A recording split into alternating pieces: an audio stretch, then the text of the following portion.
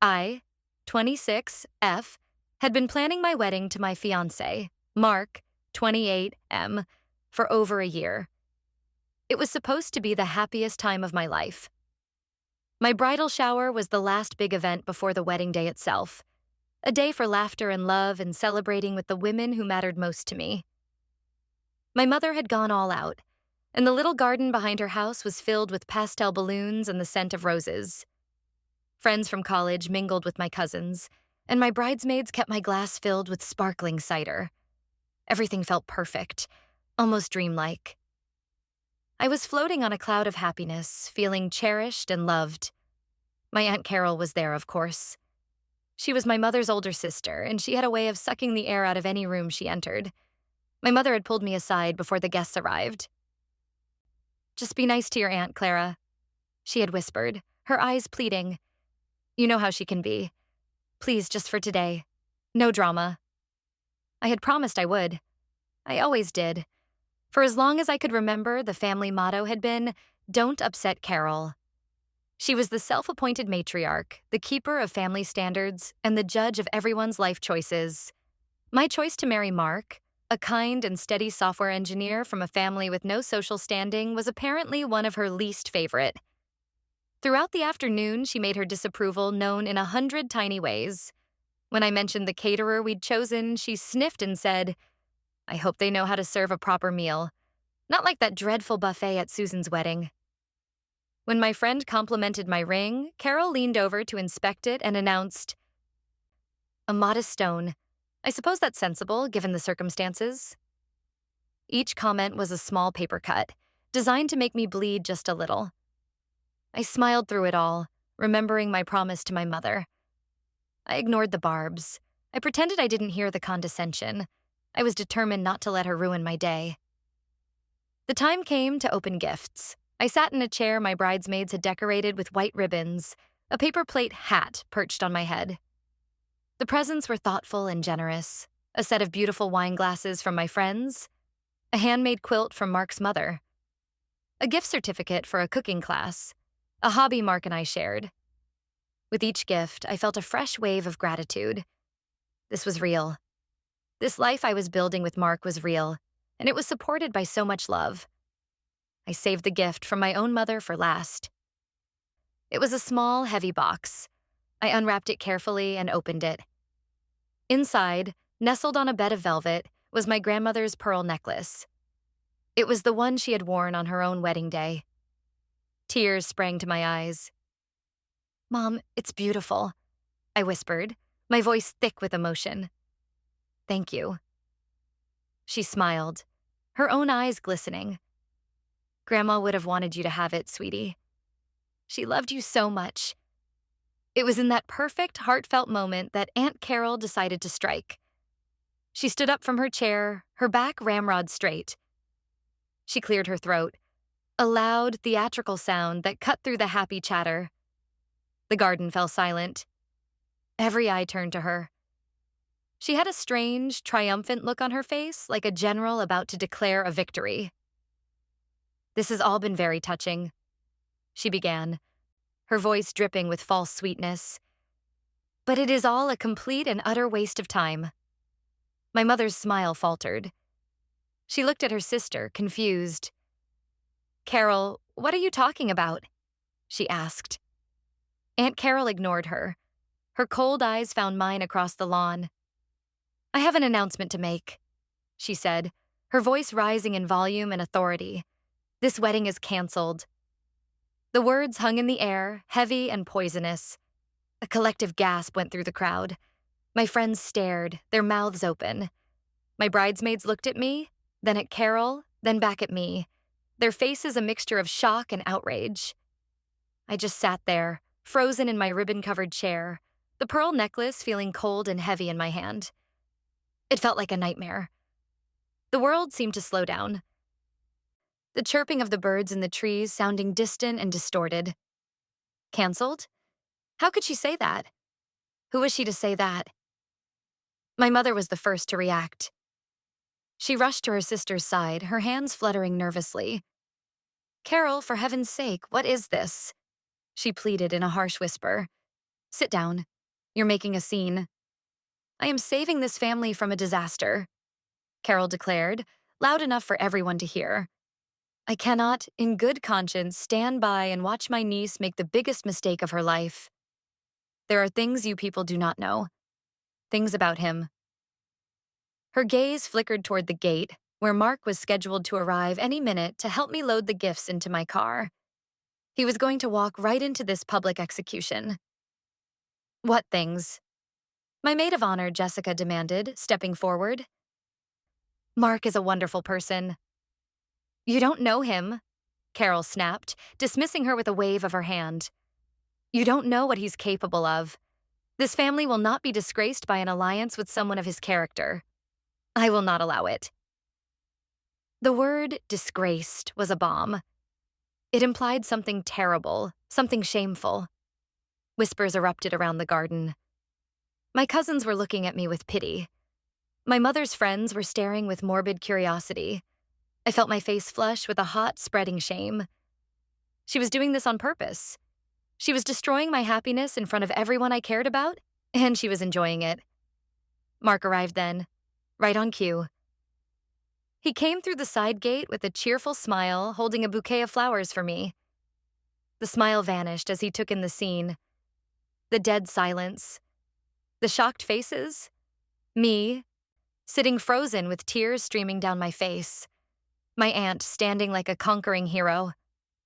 What's going on? He asked, his voice full of confusion.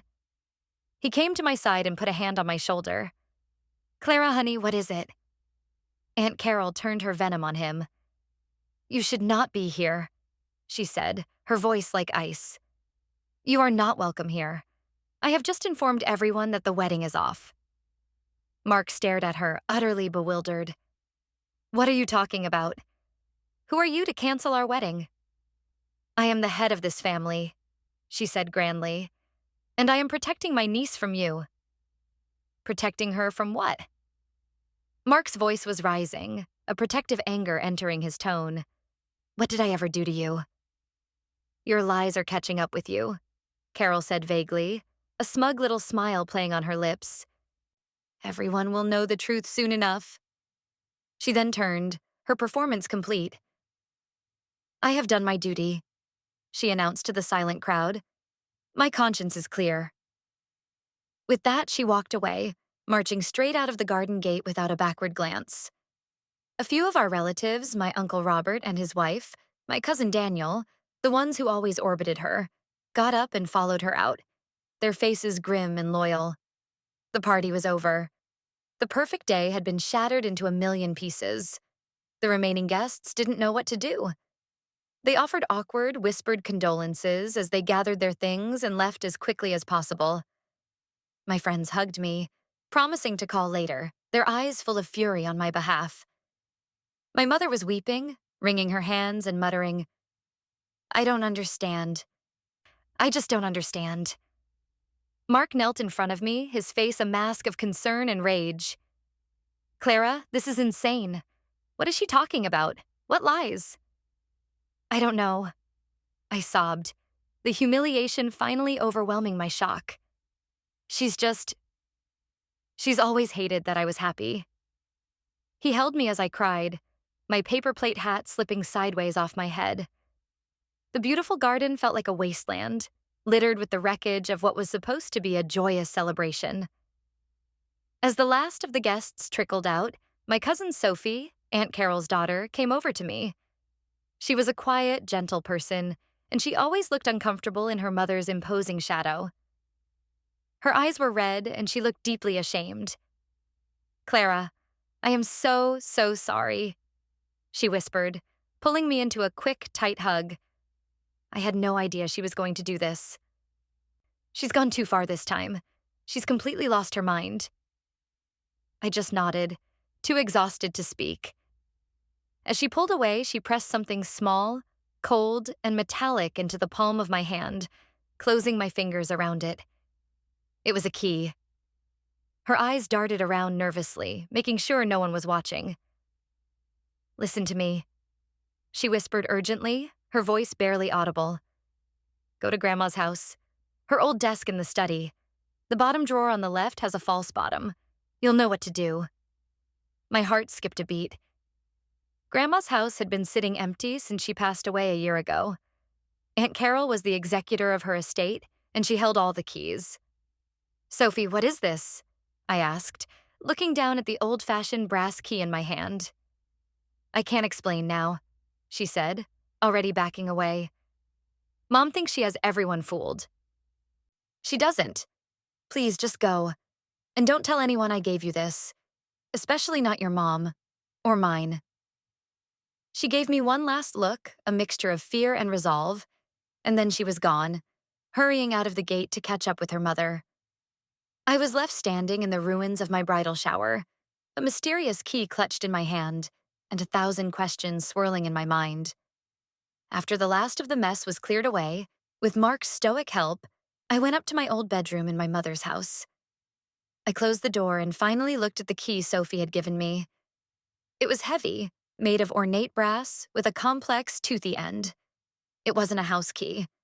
It looked like a key to a piece of furniture or a box. I sat on my bed, turning it over and over in my fingers. What did Sophie mean? Mom thinks she has everyone fooled. What was Carol hiding?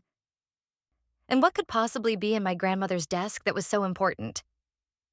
Mark came in a few minutes later, carrying 2 cups of tea. He sat beside me on the bed, his presence a warm, comforting anchor in the storm of my emotions. He looked at the key in my hand. "What's that?" he asked. I explained what Sophie had said, repeating her whispered words verbatim. He listened intently, his brow furrowed in thought. When I finished, he was silent for a long moment. "A false bottom in your grandmother's desk," he said slowly. "This sounds like something out of a movie." "I know it sounds crazy," I said. "But look at what she did today, Mark. That was crazy. She wouldn't do something that public, that destructive, unless she was trying to create a massive distraction. Or unless she felt truly threatened by something." "Threatened by our wedding?" he asked, still trying to make sense of it. "It doesn't make any sense." "Maybe the wedding isn't the threat," I said, a new thought taking shape in my mind. "Maybe the wedding is just a casualty. Maybe she's trying to stop me specifically, by making me look unstable or foolish and by driving a wedge between us." Mark took my hand, his grip firm and reassuring. "She won't succeed," he said fiercely. "Clara, I love you. I know you. And I know your aunt is a manipulative bully. Nothing she says could ever change how I feel." His words were a balm to my raw, wounded heart. I knew he was right. But the public humiliation still stung. "What do we do?" I asked, looking at the key. "Do we just ignore this?" "No," he said, his voice firm. "We don't ignore it. If your aunt is hiding something, we need to find out what it is. She made this our business when she stood up and tried to ruin our lives today." I felt a surge of gratitude for him. He wasn't scared. He wasn't telling me to just let it go for the sake of peace. He was ready to fight with me. "Grandma's house is empty," I said, thinking aloud. "Carol is the executor, so she has the official keys. But I still have my old back door key. I don't think she ever changed the locks." "Then we go tonight," Mark said, his decision made. "After your mom goes to sleep. We'll be in and out before anyone knows we were there." The idea was terrifying. It felt like we were breaking into a tomb. The house had been a place of such warmth and happiness when my grandmother was alive. Now it was just a silent monument to her memory. A property in legal limbo under my aunt's control. But the fear was overshadowed by a burning need for answers. Aunt Carol had declared war on me, on us. I couldn't just stand by and let her win. I needed to know why.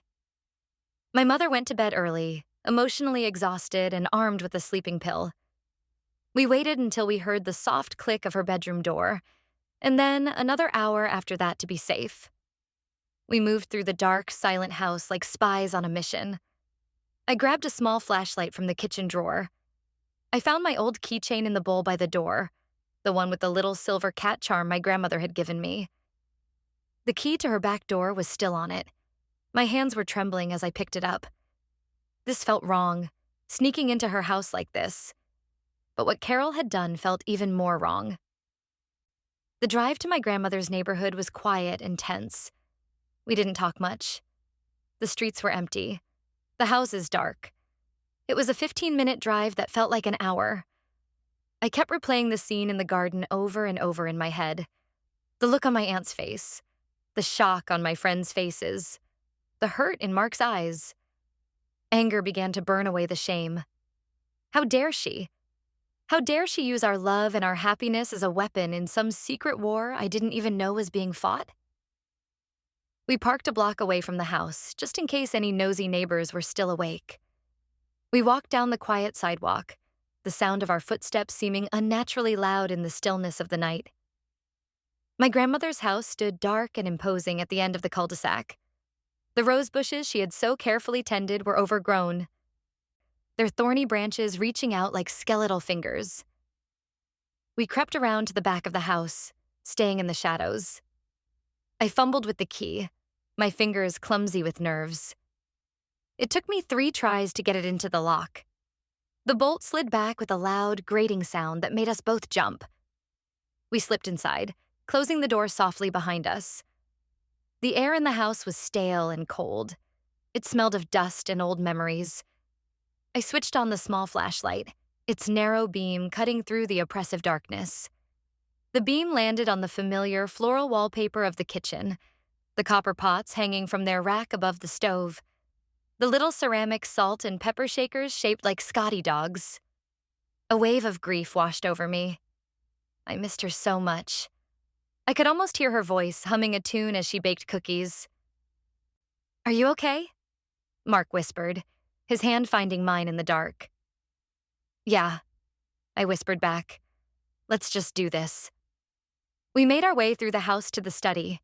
It was at the front of the house, and I was careful to keep the flashlight beam low, away from the windows. The room was just as I remembered it. Bookshelves lined the walls from floor to ceiling. A comfortable leather armchair sat in the corner, her favorite reading spot. And in the center of the room, covered by a thick layer of dust, was the imposing oak desk. My heart was pounding against my ribs so hard I was sure Mark could hear it. This was it. We were about to cross a line, and there would be no going back. I walked over to the desk and pulled the dust sheet off. The wood was cold to the touch. I ran my hand over the smooth surface, remembering all the times I had sat here as a little girl, drawing pictures while my grandmother paid her bills or wrote letters. I knelt down and pulled on the handle of the bottom left drawer. It slid open with a soft groan. The flashlight beam revealed a neat collection of old stationery, pens, and paper clips. It looked completely normal. "Sophie said there was a false bottom," I whispered to Mark. He knelt beside me, holding the flashlight steady. I emptied the contents of the drawer onto the floor, my hands shaking slightly. Then I ran my fingers along the inside of the drawer, feeling the smooth wood. I pressed and prodded, searching for any kind of seam or latch. Nothing. My heart sank. Had Sophie been mistaken? Was this all a wild goose chase? "Wait," Mark said, pointing the light at the very back of the drawer. "What's that?" I looked closer. There was a tiny, almost invisible indentation in the wood, right in the back left corner. It was no bigger than the head of a pin. I pressed it with my fingernail. I heard a faint click. A section of the drawer's floor, about the size of a shoebox lid, popped up by a fraction of an inch. We both let out a quiet gasp. It was real. I pried the panel up with my fingers. It came away easily, revealing a hidden compartment underneath. And inside that compartment was a small, dark green metal box. It had a keyhole in the front. "This has to be it," Mark said, his voice full of awe. I reached into my pocket and pulled out the brass key Sophie had given me. My hand was trembling so much that I could barely fit the key into the lock. I took a deep breath to steady myself. I pushed the key in. It slid in perfectly. I turned it. The lock made a loud, satisfying clunk as it disengaged. I slowly lifted the lid of the box. Inside, there was no treasure, no jewelry, No hidden cash. There was just a stack of old letters, tied together with a faded red ribbon, and a small black leather-bound book that looked like a ledger. It seemed anticlimactic. I wasn't sure what I'd been expecting, but this wasn't it. "What is all that?" Mark asked. I lifted the ledger out first. It was soft and worn, the leather cracking at the spine. I opened it to the first page. My grandmother's elegant, looping handwriting filled the page. The heading at the top read, "Personal Loans." I flipped through the pages, Mark holding the flashlight over my shoulder. It was a meticulous record of money my grandmother had loaned to various people over the years. A few $100s to a neighbor for a car repair, $1,000 to my uncle to help with a down payment. And then there was Carol. Her name appeared again and again. Page after page was filled with entries under her name. The amounts were staggering: $5,000, $10,000, $20,000. My grandmother had noted the purpose for each loan in the margins. For her, interior design business. To cover credit card debt. For a can't-miss investment. As we got closer to the present day, the tone of my grandmother's notes began to change. Next to a loan for $15,000, she had written, "Not repaid previous amount. Says this is the last time." A few pages later, next to another entry, the note was more desperate. "Carol becoming very demanding. Says I owe it to her. I am worried." The very last entry was from just a few weeks before my grandmother's final illness. It was for $25,000. And next to it, in shaky handwriting, my grandmother had written a single chilling sentence. "This is not a loan. It is extortion. She knows about the trust." A cold dread washed over me. "Mark, look at this," I whispered, my voice hoarse. He read the last entry, and I felt him tense beside me. "The trust? What trust?" he asked. I didn't know. I picked up the stack of letters, my hands feeling numb. I untied the red ribbon. The letters were all addressed to a Mr. Harrison, an attorney downtown. They were copies of the letters my grandmother had sent. I read the first one aloud, my voice barely a whisper. "Dear Mr. Harrison," it began. "I am writing to you today with a matter of some urgency and delicacy. I have reason to be concerned about my eldest daughter, Carol.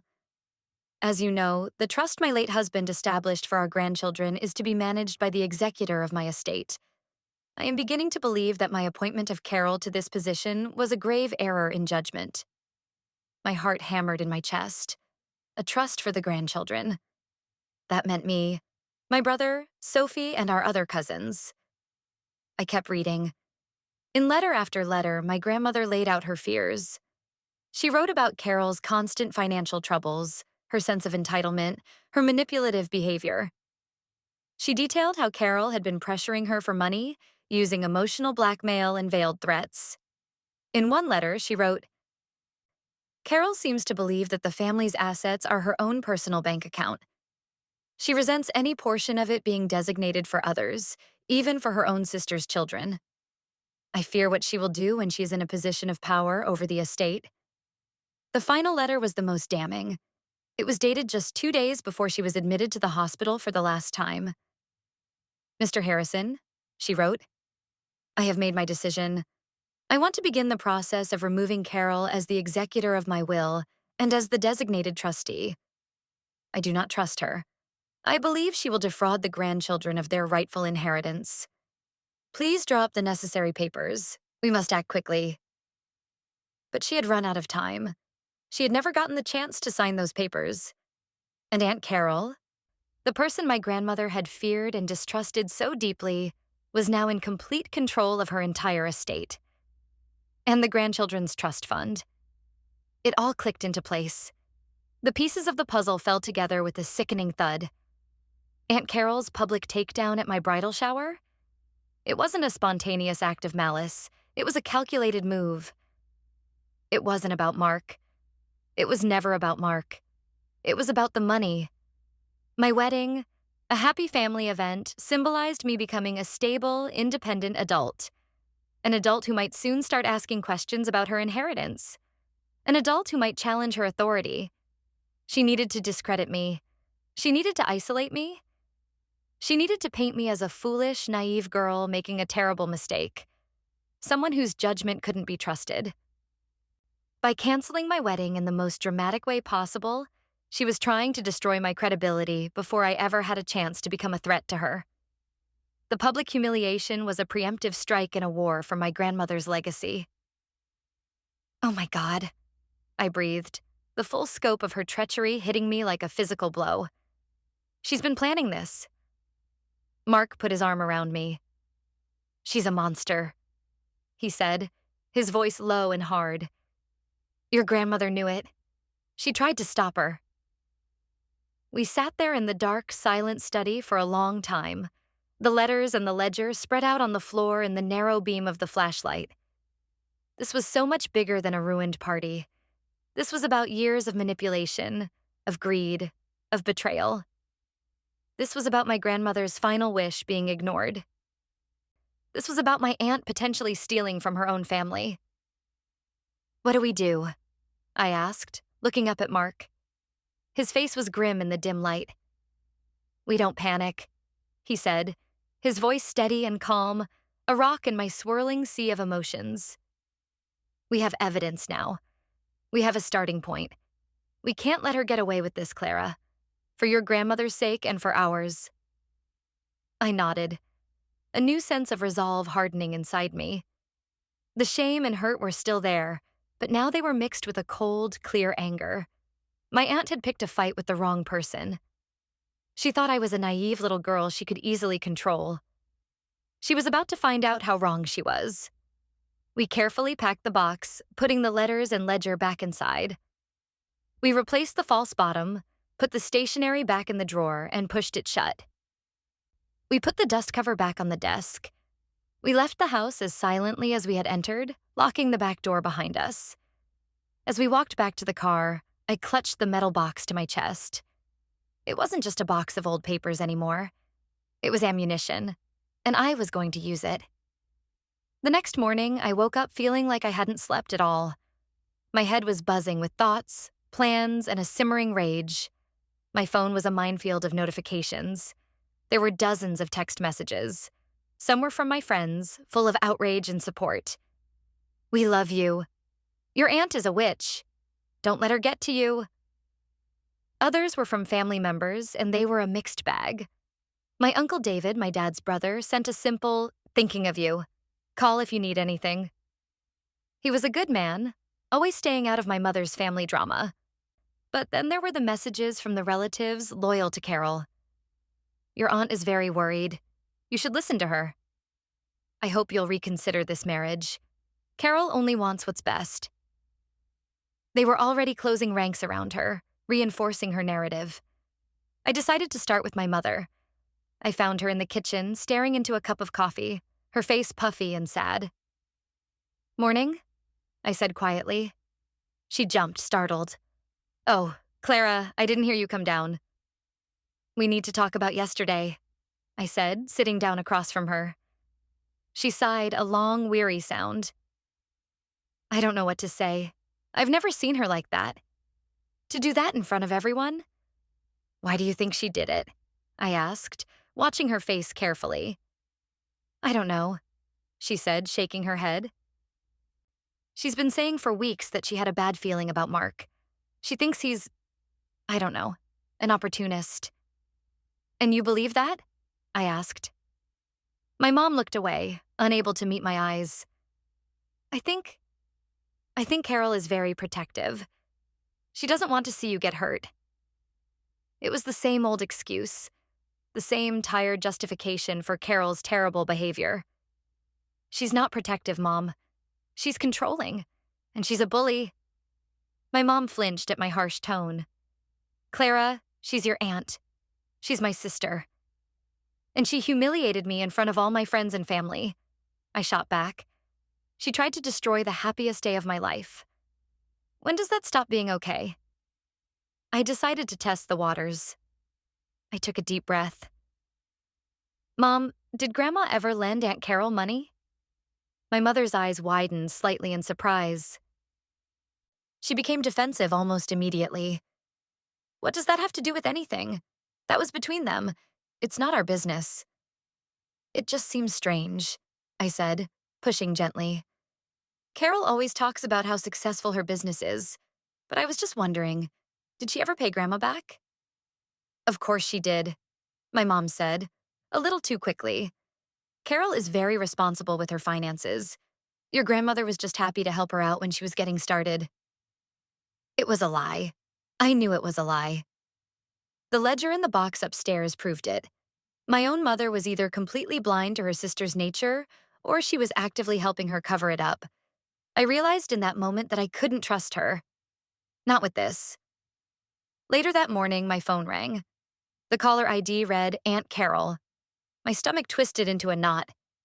Mark, who was sitting beside me on the sofa, gave my hand a squeeze. You can do this, he mouthed. I took a deep, shaky breath and answered the call. Hello, Aunt Carol, I said, my voice surprisingly steady. Clara, she said.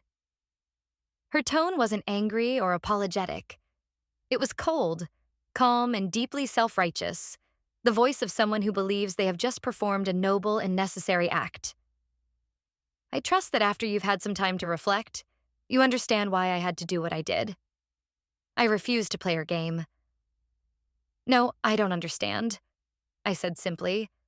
Why don't you explain it to me? There was a pause. She was probably expecting me to be crying or yelling. My calmness seemed to throw her off. I did it for your own good, she said, recovering. That man is not who you think he is. I have information. I have proof that he is a danger to you and to this family. What proof? I asked, my voice still even.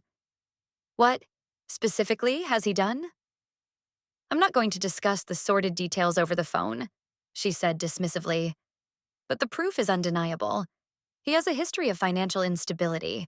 He's a gambler. He is after your inheritance. Every word was a calculated lie, designed to poison me against the man I loved. But I had the advantage. I knew she was bluffing. If you have undeniable proof of something so serious, you should show it to me, I said. Don't you think I have a right to see it? You're not ready to see it, she said, her voice taking on a patronizing, pitying tone. You're too emotional right now. You're blinded by infatuation. When you are ready to listen to reason, I will show you everything. Until then, you should be thanking me for saving you from a lifetime of misery. It was masterful gaslighting. She was trying to frame me as the hysterical, irrational one, and herself as the calm, wise savior. It might have worked on me a week ago. It wouldn't work now. Okay, Aunt Carol, I said, my voice still placid. When you're ready to show me this proof, you know where to find me. I hung up the phone before she could say another word. Mark looked at me, his eyes wide. Wow, he said. You were amazing. You didn't give her anything. She's bluffing, I said, my heart still racing from the confrontation. She has nothing on you. She's just trying to create a smokescreen. I needed to talk to the one person who might be able to fill in the gaps. I needed to talk to Sophie. I sent her a text asking if she could talk. She replied almost immediately. Meet me at the coffee shop by the library in an hour. Don't tell anyone. An hour later, I was sitting in a booth in the back of a bustling cafe, waiting for her. She slipped in and sat down across from me, pulling the hood of her sweatshirt up to hide her face. She looked pale and nervous. Did you go? She whispered, not even bothering with a hello. I nodded. We went last night. We found the box. A look of immense relief washed over her face. Thank God, she breathed. I was so worried I was wrong. You weren't wrong, Sophie, I said. We found the ledger, and the letters to the lawyer, about the trust, about Grandma wanting to remove your mom as executor. Sophie squeezed her eyes shut, as if in pain. I knew it, she said quietly. I knew it was something like that. What else do you know? I asked her gently. Sophie, Your mother is telling me she has proof that Mark is some kind of monster. Is any of that true? She looked me straight in the eye. No, she said, her voice firm. It's a complete lie. About a month ago, she hired a private investigator to dig up dirt on Mark. I overheard her on the phone with him. She was so excited, she was sure he'd find something. And what did he find? I asked, my stomach clenching. Nothing, Sophie said. Absolutely nothing. Mark's record is squeaky clean. He pays his taxes. He has a student loan that he's paying off. He has no criminal record. He doesn't even have a speeding ticket. The investigator told her there was nothing to find. This was a bombshell. It was concrete proof that Carol was fabricating everything. What did she do when she found out? I asked. Sophie looked down at her hands. She was furious. I heard her yelling on the phone. She said, and I'll never forget this. She said, "What do you mean there's nothing? Everybody has something. Fine. If there's no dirt, I'll just have to make some." My blood ran cold.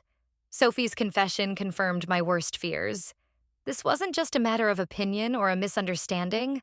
This was a deliberate, malicious, and premeditated campaign to destroy Mark's reputation and our relationship. Sophie, why are you telling me this? I asked her, my voice full of emotion. She's your mother. I love my mother, she said, her eyes filling with tears. But what she's doing is wrong. It's evil. She's been obsessed with Grandma's money for years. Ever since Grandma got sick, it's all she talks about. She thinks she deserves it all because she was the one who stayed close to home and managed things. She sees you and my other cousins as rivals, not family. She told me more. She told me about her mother's mounting debts from her failed business. She told me about the constant pressure, the feeling that their family's image had to be perfect, even if it was built on a foundation of lies. She's desperate, Sophie concluded, and she's willing to hurt anyone to get what she wants. I couldn't let her do that to you, Clara. Grandma loved you so much. She would have hated this. I reached across the table and took her hand. Thank you, Sophie, I said, my voice thick. You have no idea what this means to me. You're being incredibly brave. I'm being terrified. She corrected me with a shaky smile. If she ever finds out I talked to you? She won't, I promised. Not from me. After Sophie left, I sat in the coffee shop for a long time, processing everything she had told me. The picture was becoming clearer and more horrifying with every new piece of information. Mark and I needed a professional. We needed to talk to Mr. Harrison, the lawyer from my grandmother's letters. But we couldn't just walk in and announce that we had broken into my grandmother's house and stolen a box of her private papers. We needed a cover story, a legitimate reason to be asking questions about the estate. A few days later, I ran into my Aunt Cheryl at the grocery store. She was my dad's sister, a sensible, no-nonsense woman who generally stayed out of my mom's side of the family's drama. She gave me a sympathetic look. Clara, honey, I am so sorry about what happened at your shower. That was just awful. Thanks, Aunt Cheryl, I said, grateful for her simple, honest kindness. I just wanted you to know, not everyone in the family is buying what Carol is selling, she said, lowering her voice. She's been calling everyone. She's telling a wild story about Mark having a huge gambling debt and that he's only marrying you for your inheritance. So that was the specific lie. The dirt she had invented. It was ugly and cliché, but to the older, more traditional members of my family, the idea of a fortune-hunting outsider would be a powerful narrative. That's not true, I said, my voice flat. I know it's not, she said. Mark is a good kid, but your Aunt Carol, when she gets an idea in her head, she can be very convincing. You be careful, honey. Her words were a warning. Carol wasn't just spreading rumors. She was building a case against us. She was actively trying to turn the entire family against me. I realized then that a defensive strategy wasn't enough. We couldn't just wait for her to make the next move. We had to get ahead of her. We had to find something current, something undeniable, something that would expose her for the fraud she was. And I had a terrifying idea of where we might find it. Mark and I decided that our first official move had to be a visit to the lawyer, Mr. Harrison. We couldn't use the information from the letters directly, but we could use it to guide our questions. We made an appointment under the pretext of having a question about a wedding gift my grandmother had supposedly promised us. It was a thin excuse, but it was the best we could come up with. Mr. Harrison's office was in an old, stately building downtown. He was an older gentleman with kind eyes but a very formal demeanor. He had been my family's lawyer for decades. He greeted us politely and ushered us into his book-lined office. We started with our cover story. "Mr. Harrison," I began, trying to sound casual. "We were hoping you could help us with something. Before she passed, my grandmother mentioned she had set aside a small gift for us for our wedding, but my Aunt Carol, the executor, doesn't seem to know anything about it. We were just wondering if there were any notes about it in her files." He looked through his documents, his brow furrowed. "I'm afraid I don't see any specific instructions regarding a wedding gift, Clara," he said kindly. "But your grandmother's affairs were complex. It's possible she intended it as a personal gift, not a formal part of the estate." This was our opening. "I understand," I said. "We've been helping my mom sort through some of Grandma's old papers, trying to get things organized for Carol. It's a lot to handle."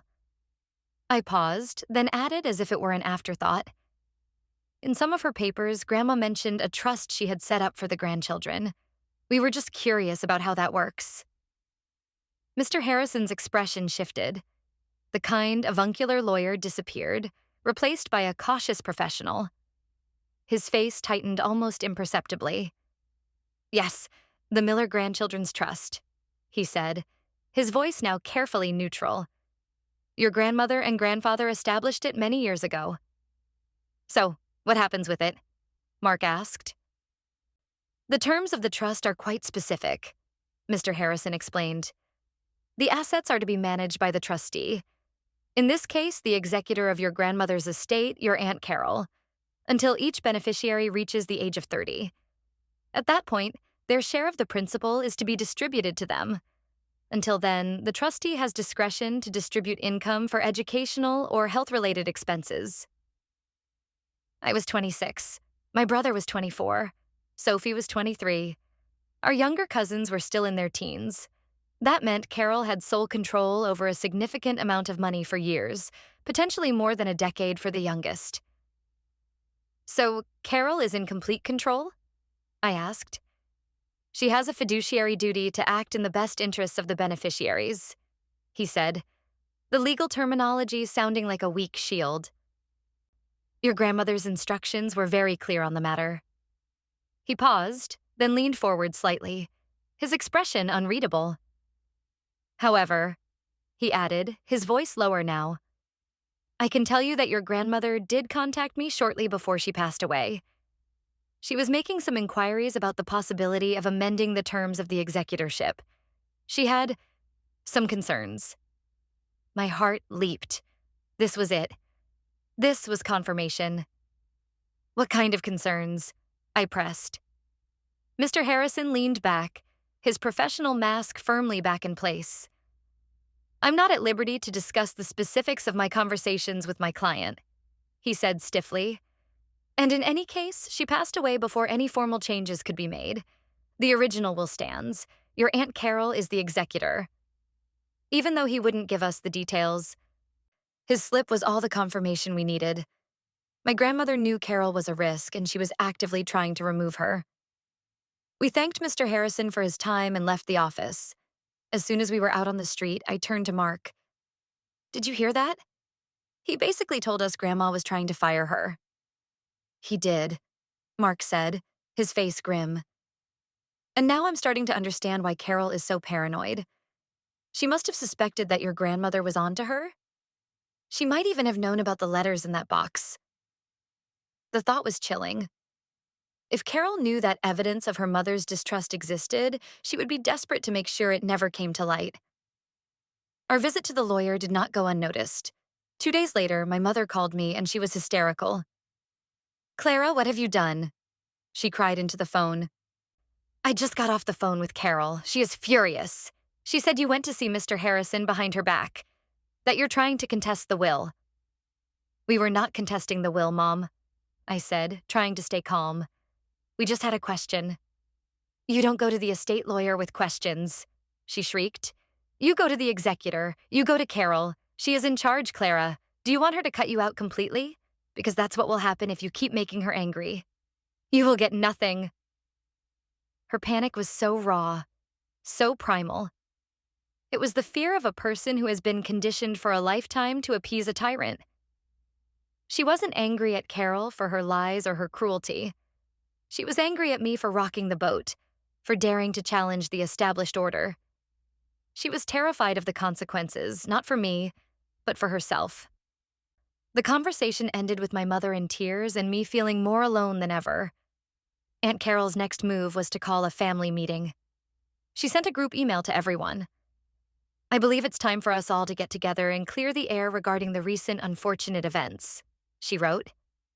There are some serious matters that need to be discussed for the good of the family. Please be at my house this Sunday at noon. I knew what it was. It wasn't a peace summit. It was an ambush. It was her stage, her turf, and she was going to put me and Mark on trial in front of everyone. We have to go, I told Mark. We can't let her control the narrative without us there. I'll be right there with you, he said, taking my hand. Let her do her worst. We walked into Aunt Carol's house on Sunday, feeling like we were walking into the lion's den. The atmosphere was thick with tension. My mother wouldn't look at me. The relatives who were loyal to Carol gave us cold, judgmental stares. The neutral family members looked deeply uncomfortable. Carol was holding court in the living room, a smug, confident smile on her face. She waited until everyone was settled, and then she began. Thank you all for coming, she said, her voice smooth as silk. I know this is difficult, but as the head of this family, I felt it was my duty to bring this issue into the light. I have been deeply concerned about Clara's engagement to Mark. She then proceeded to present what she grandly called her dossier on Mark. It was a thin folder of papers she had printed out from the internet. It was even more pathetic than I had imagined. As you can see here, she said, holding up a printout of his student loan statement. Mark is in a significant amount of debt. A crippling amount, really. Mark spoke up, his voice calm and steady. It's a standard federal student loan for my engineering degree, he said, and we are paying it off on an accelerated schedule. It will be gone in 4 years. Carol ignored him. She held up another piece of paper. It was a grainy photo she'd clearly lifted from a friend's social media page. It showed Mark and a group of his friends playing poker. And here, she said dramatically, we have evidence of his gambling problem. He clearly spends his time in these backroom games. That was from my friend Matt's bachelor party 2 years ago, Mark said, a note of disbelief in his voice. We played with a $20 buy-in. I think I lost $5. A few people in the room had the grace to look embarrassed. My Uncle David coughed to hide a laugh. The proof was so flimsy, so transparently ridiculous that her attack was starting to fall flat. Seeing she was losing the audience, Carol got desperate. She turned her attention from Mark to me. Clara, you are being willfully blind, she said, her voice rising with emotion. You are so desperate for a fairy tale romance that you are refusing to see the truth. This man is using you. He is using you to get to this family's money. This was my chance. I saw the opening she had given me. I didn't raise my voice. I kept my tone calm and inquisitive. Speaking of the family's money, Aunt Carol, I said, I've been meaning to ask. How is the settlement of Grandma's estate going? It seems to be taking a long time. The question caught her off guard. The estate is very complex, she said stiffly. These things take time. I'm sure they do, I said. It's just that when we were speaking to Mr. Harrison, he happened to mention something interesting. He said that right before Grandma passed away, she was considering changing the executor of her will. Do you have any idea why she would have wanted to do that? The effect was instantaneous. The blood drained from Aunt Carol's face. She stared at me, her eyes wide with a mixture of shock and fury. For the first time, her composure cracked. "That's a lie," she sputtered. He is not allowed to discuss my mother's private business with you. You're making that up." Her panic was a confession. It was so loud and clear that everyone in the room could hear it. She was rattled. She was scared. And now the rest of the family had seen it too. A seed of doubt had been planted. I hadn't accused her of anything directly.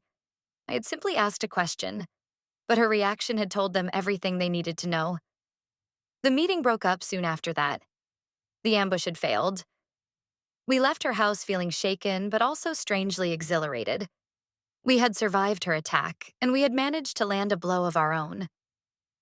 That night, I lay in bed, my mind racing. I couldn't sleep. The family was in turmoil. My mother was now giving me the silent treatment. We had won a small victory, but it wasn't enough. Carol was a cornered animal now, and she would be more dangerous than ever. Defending ourselves wasn't going to be enough to win this war. Exposing her lies about Mark wasn't enough. The only way to stop her for good was to expose her lies about herself. The ledger and the letters were powerful, but they were from the past. She could argue they were just the ramblings of an old woman. I needed something current, something concrete, something that proved she was actively mismanaging the estate right now. I needed proof of embezzlement, and I knew there was only one place to find it. In her office, in her house, on her computer. It was a crazy, reckless idea, but it was the only one I had. I picked up my phone, my hands trembling. I scrolled to Sophie's name. I hesitated for a long moment, my thumb hovering over the call button. This was a huge risk, and it was a terrible thing to ask of her. But I was desperate. I took a deep breath and sent her a text. "Sophie, I need your help. It's urgent. I need to get into your mom's office." To my astonishment, Sophie agreed to help. Her text came back a few minutes later. "They're going away this weekend, to a wine tasting festival upstate. They leave Friday afternoon and won't be back until Sunday night. The house will be empty." My heart pounded with a mixture of terror and relief. This was really happening. "Are you sure?" I texted back. "Sophie, this is a huge risk for you." "I'm sure," she replied. "What she did at that meeting was insane. She's out of control. We have to stop her." We made a plan. Mark and I would go over on Saturday night. Sophie would be staying at a friend's house, but she would leave a side door unlocked for us. She also told me she would try to get the key to her mother's office, which was always kept locked. The days leading up to that Saturday were the longest of my life. I was a bundle of nerves. What if we got caught? What if we didn't find anything? What if this whole plan backfired horribly? Mark was my rock. "We'll be careful," he kept telling me. "We'll be in and out in an hour, Max. We just need to find one thing, one piece of concrete proof." On Saturday night, we drove to Carol's house, my stomach in knots. The neighborhood was quiet and dark. Just as she had promised, Sophie had left a side door that led into the laundry room unlocked. We slipped inside, the click of the door closing behind us sounding like a gunshot in the silent house. The house was immaculate, sterile and cold. It felt less like a home and more like a showroom. We made our way to the hallway where the office was. The door was closed. I tried the handle. Locked. My heart sank. Sophie said she had a key. I whispered to Mark. We looked under the doormat. Nothing. We checked on top of the doorframe. Nothing. Then Mark noticed a small decorative bowl of polished stones on a nearby hallway table. He ran his fingers through them. His hand came out holding a single, small silver key. "Got it," he whispered, a triumphant grin on his face. My hand was shaking as I put the key in the lock. It turned smoothly. We opened the door and stepped into my aunt's inner sanctum. Her office was as pristine as the rest of the house. A large mahogany desk stood against one wall, a sleek, modern computer sitting on top of it. File cabinets lined another wall, each drawer neatly labeled. There were no personal touches, no family photos. It was the workspace of a cold, calculating person. Okay, Mark said, his voice low. You take the computer. I'll take the file cabinets. We're looking for anything related to the estate. Bank statements, legal documents, anything. I sat down at the desk and woke up the computer. A login screen appeared, demanding a password. My stomach dropped. Of course it was password protected. We would never guess it. We'd come all this way for nothing. I tried the obvious things first. Her birthday. Her husband's name. Password 123. Nothing worked. I felt a surge of despair. Then I remembered something I had read in my grandmother's ledger. One of the notes she had made next to a loan entry for Carol's business said, "She is so terribly vain about her business acumen, even though the business is a failure." Her business. It was a high-end interior design consultancy that, as far as I knew, had very few clients. It was called Prestige Designs. I typed it in. Prestige Designs. Nothing. What if there was a number? When did she start it? I remembered her bragging about it at a Christmas party years ago. It was in 2012. I typed Prestige Designs 2012. The screen flickered and then the desktop appeared. We were in. I felt a jolt of adrenaline. I quickly started searching the files. I found a folder labeled Family, and inside that, a subfolder cryptically labeled EM Estate Management. I clicked on it. It was a goldmine. The folder was filled with scanned documents, spreadsheets, and bank statements. I opened a file for the estate's main checking account. I scrolled through the transactions. My eyes widened in shock. There were huge, regular transfers of money out of the account. $20,000 here. $30,000 there. The memo line for each transfer was vague. Executor fee. Consulting services. Expense reimbursement. The amounts were far, far beyond any reasonable fee for an executor. In the last year alone, she had paid herself over $150,000. But where was the money going? I scanned another document, which was a statement for a different account. It was a high-yield investment account, and it was in one name only, Carol Miller. She was systematically draining my grandmother's estate and funneling the money directly into her own personal stock portfolio. This was it. This was embezzlement. Clear as day. "Mark, you have to see this," I whispered, my voice trembling. He came over and looked over my shoulder. His jaw tightened as he saw the numbers on the screen. "That's grand larceny," he said, his voice a low growl. But it got worse. I found another subfolder, this one labeled Trust Project.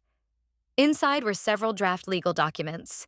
She had been working with a lawyer, not Mr. Harrison, but some other lawyer I'd never heard of, to create a petition to the court. The petition sought to alter the terms of the grandchildren's trust, citing a clause in the original trust document about protecting the assets in times of familial instability or beneficiary irresponsibility. She was petitioning to be made the permanent lifetime trustee, with sole and absolute discretion over all funds. She was trying to seize permanent control. And then I saw the smoking gun.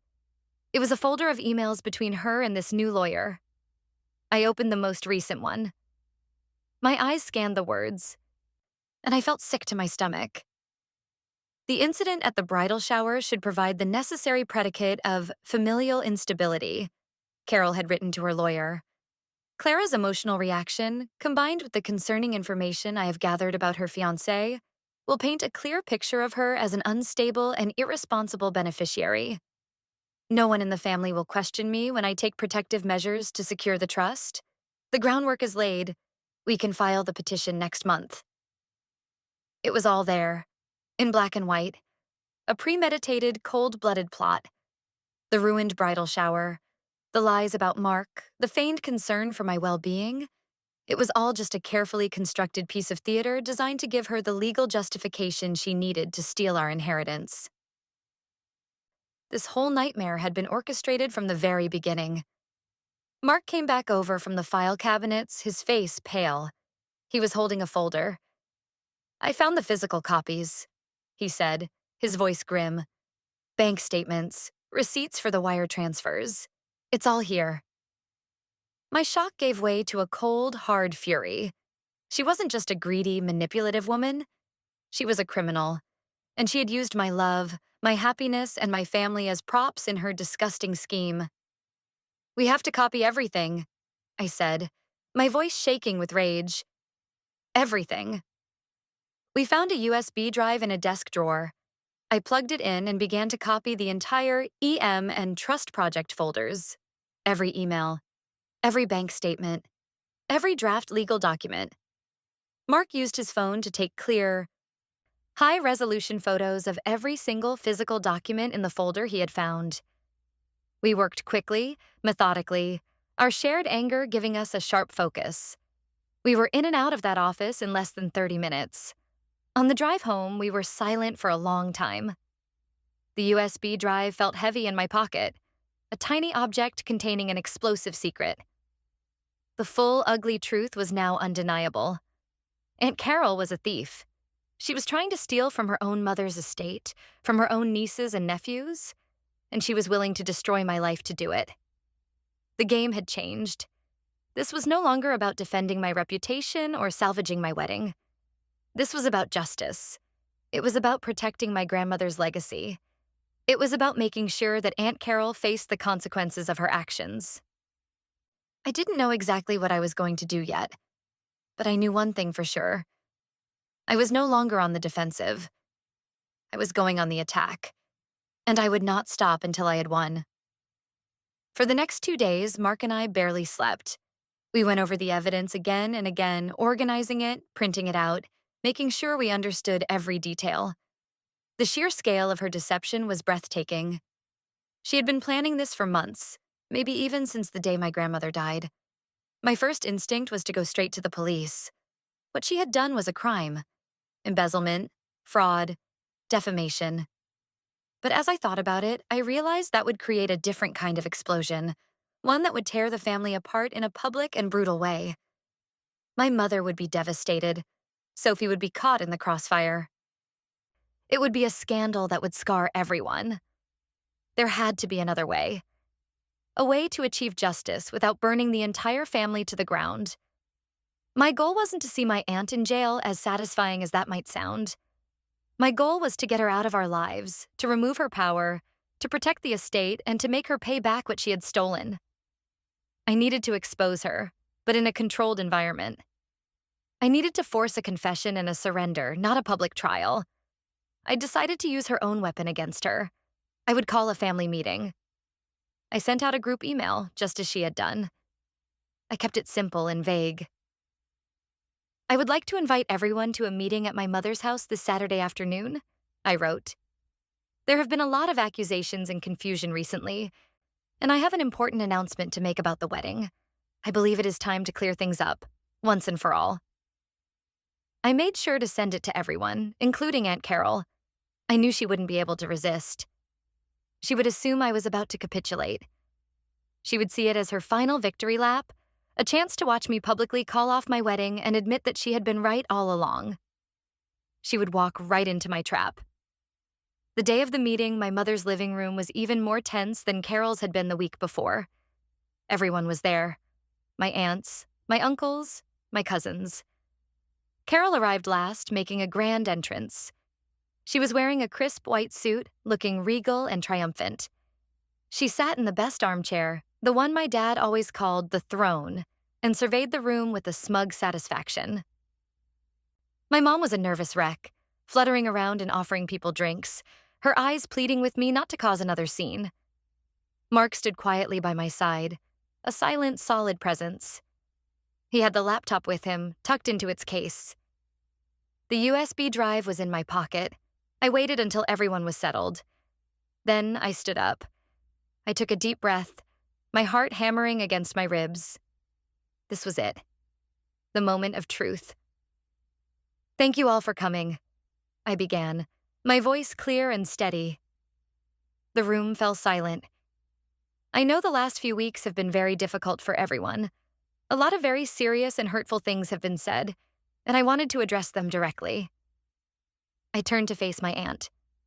She was looking at me with a condescending little smile. "Aunt Carol," I said, "at my bridal shower, you announced that my wedding was canceled. You said you did it for my own good because you had proof that Mark was a danger to this family, specifically to its finances." Carol's smile widened. She gave a slow, self-satisfied nod. "I did," she said, her voice full of false sincerity. "And I stand by it. I was protecting you, Clara." "I see," I said, my voice remaining perfectly calm. "Well, that's interesting, because I have also come into possession of some proof regarding a danger to this family's finances, but it's not about Mark." From a folder I had placed on the coffee table, I pulled out a single sheet of paper. I walked over and handed it to her. "What is this?" she asked, her tone sharp with annoyance. "It's a bank statement," I said, "from Grandma's estate account. I was just wondering if you could explain this particular transaction." I pointed to a line item. "It shows a transfer of $50,000 paid to you just last month. The memo says consulting fee. I was just curious, Aunt Carol. What services did you consult on that were worth $50,000? The color drained from her face. Her smug expression vanished, replaced by a flicker of panic. She looked at the paper, then up at me, her eyes wide with shock. "Where did you get this?" she demanded, her voice a harsh whisper. "This is a confidential estate document." "I have my sources," I said coolly, "but you haven't answered my question. What was the fee for?" She tried to bluff her way out of it. "It's my fee as the executor," she said, her voice rising. "It is a complex estate. My time is valuable. It's all perfectly legal and above board." "Is it?" I asked, my voice still quiet, letting her own panic fill the room. I gave a small nod to Mark. He opened the laptop, turned it on, and placed it on the coffee table, the screen facing the room. "Because we have all the statements," I continued, my voice growing harder, colder. "For the last 2 years. We see the fees you've been paying yourself. Over $300,000, in fact. And we also have the statements from your personal investment account, showing where all that money went day after day, transfer after transfer." I took a step closer to her chair. "And that's not all we have. We have the draft petition you were preparing with your lawyer, the one where you plan to use my emotional instability after you ruined my bridal shower as a legal pretext to seize permanent control of the grandchildren's trust." The room was utterly silent. You could have heard a pin drop. Every eye was on Carol, whose face had crumpled into a mask of horror. She looked like she couldn't breathe.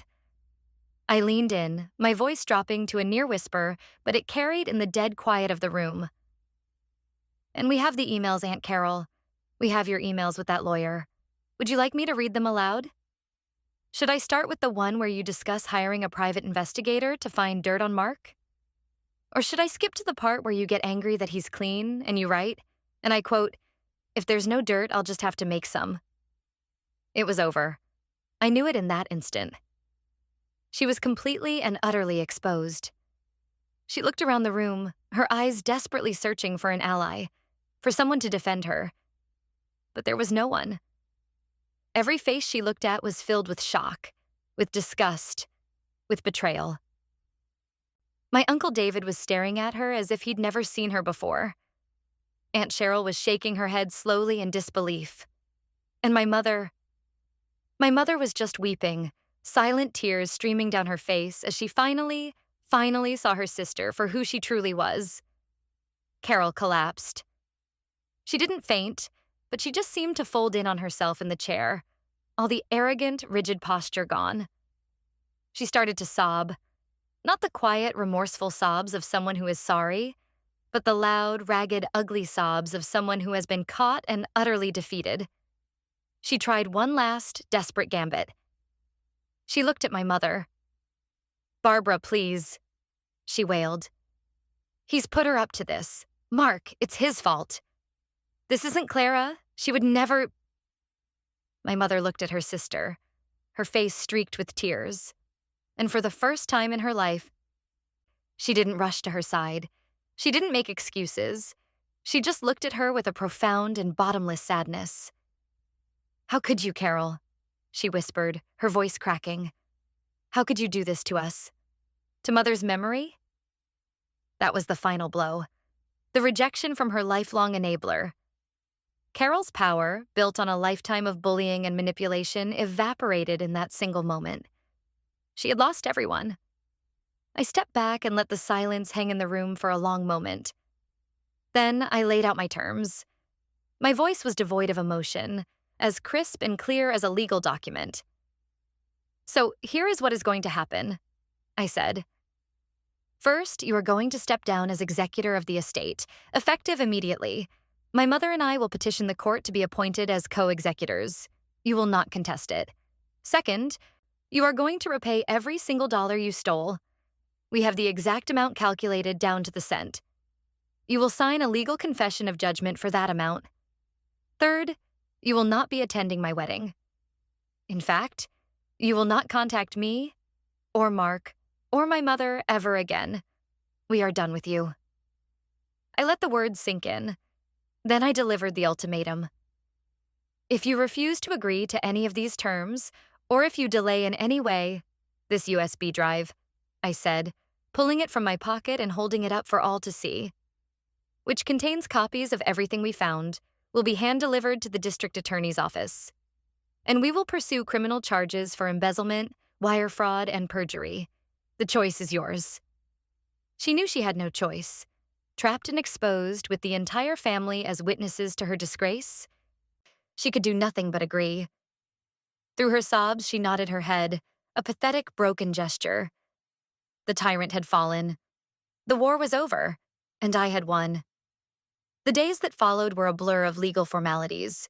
We met with Mr. Harrison, who, after we showed him a portion of the evidence, looked at Carol with an expression of profound disappointment and disgust. Carol was there, a ghost of her former self. She looked small, old, and defeated. She didn't speak. She didn't make eye contact. She just signed the documents put in front of her: the form to resign as executor, the confession of judgment legally obligating her to repay the $312,000 she had stolen. Mr. Harrison looked at me with a newfound respect. "Your grandmother would have been very, very proud of you. Clara," he said quietly as we left his office, "you have her strength." The most difficult conversation was with my mother. She was adrift, lost in the wreckage of the sister she thought she knew. We sat in her garden, the same garden where my shower had been ruined, and we talked for hours. She cried and apologized over and over again. "I'm so sorry, Clara," she said, her voice choked with tears. "I was so blind. I let her bully me. I let her bully everyone for years. I was a coward." "You were scared, Mom," I said, and for the first time I felt a surge of empathy for her instead of frustration. "She controlled you. She controlled everyone." Our relationship was badly damaged, but for the first time it felt like we had a chance to rebuild it on a foundation of honesty instead of fear. When the court approved our petition, she and I became the co-executors of my grandmother's estate. We worked together, side by side, to untangle the mess Carol had made and to ensure that my grandmother's wishes were finally, truly honored. I met with Sophie for coffee. It was a sad, quiet conversation. She was heartbroken over what her mother had done, but also deeply relieved that the years of lies were finally over. "She's not well," Sophie said, staring into her cup. "She doesn't leave the house. My dad is at a loss. It's like the person she pretended to be for so long just shattered, and there's nothing left underneath." "I'm sorry, Sophie," I said, and I meant it. "I never wanted to hurt you." "You didn't," she said, looking up at me, her eyes clear. "You stood up for the truth. I love my mom, but I couldn't let her destroy you. I'm proud of what you did." We promised to stay close, to be the family for each other that our parents couldn't be. Our bond, forged in this crisis, was now unbreakable. The rest of the family slowly recalibrated itself to a world without Carol at its center. A few of her staunchest allies tried to make excuses for her initially, muttering about her being under stress. But the evidence was too overwhelming. Her confession in front of everyone too absolute. They quietly fell silent. The family dynamic, once a rigid hierarchy with a tyrant at the top, was now something different. It was messier, quieter, but more real. The fear was gone. 3 months later, Mark and I got married. It was a beautiful autumn day. We held the ceremony outdoors under a canopy of golden leaves. It was smaller than our original plan, more intimate. We were surrounded only by the people who truly loved and supported us. There were no whispers, no backhanded compliments, no undercurrents of judgment. There was only joy. As I stood there, saying my vows to the wonderful, loyal man who had stood by me through the worst ordeal of my life, I felt a profound sense of peace. The wedding wasn't just a celebration of our love. It was a celebration of our victory. It was the start of our new life, a life we had fought for, a life free from the long shadow of my aunt's toxicity. I only saw Aunt Carol one more time. It was about a year after the wedding. I was in the local grocery store in the produce aisle, trying to decide between 2 heads of lettuce. I looked up and she was there, at the other end of the aisle, pushing a cart. She looked diminished. The proud, arrogant posture was gone. Her expensive clothes looked rumpled. Her hair was unkempt. She looked older, smaller, and deeply tired. Our eyes met for just a second. I saw a flicker of something in her expression. Shame, maybe, or fear. She immediately turned her cart, her movements jerky and panicked, and practically fled down a different aisle. I didn't follow her. I didn't feel the need to. The anger I had once felt was gone, replaced by a kind of sad, distant pity. She had been so desperate to control everyone, so obsessed with money and status, so terrified of losing her imaginary crown. In her quest to have it all, she had ended up with nothing. No money, no power, no respect, no family. She had tried to cancel my wedding to ruin my future, but in the end, the only future she had managed to cancel was her own. She had finally learned what it feels like to be small, to be powerless, to be alone. I stopped waiting for an apology I knew would never come. I stopped thinking about revenge. I just picked out my lettuce, went home to my husband, and continued living my happy, peaceful life. And it was so much better than I could have ever imagined.